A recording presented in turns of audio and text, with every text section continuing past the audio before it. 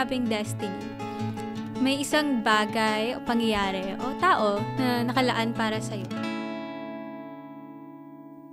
Under any circumstance, under any obstacle, kahit anong mangyari, kahit anong pagsubok ang dumaan, mangyayari ito sa'yo at darating ito. Dahil ito talaga ay para sa'yo. Walang makakapigil. Pag nag-let go ka sa isang dream, parang yung almost mag-give up ka na. Pero parang somehow, things happen para magbigyan katuparan yung bagay na yun when it comes to dream mo. And pagdating naman sa tao, hindi ko alam pero sabi nila yung destined na tao daw sa kanila, nalaman nilang destined yun kasi kahit nagkaiwalay sila, kahit nagkaroon sila ng mga problema, pagsubok, mga hadlang, naging sila pa rin hindi yan.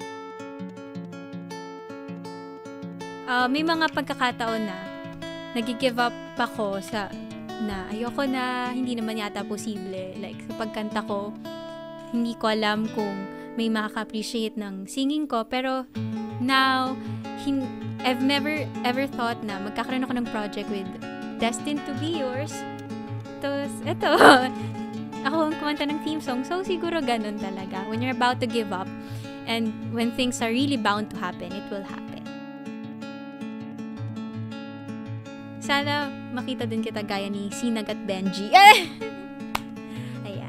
And naniniwala naman ako na kahit anong mangyari in the future habang we're both chasing our dreams, we'll meet in the end.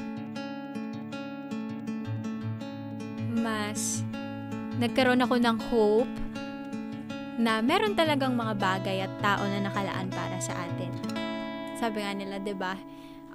Hindi lang ito yung tamang panahon, pero eventually, kung talagang para sa'yo, ay darating talaga. Kung hindi naman, maaaring may mas mabuti at mas maganda o better na mga pangyayari na darating. Huwag kang mag-give up.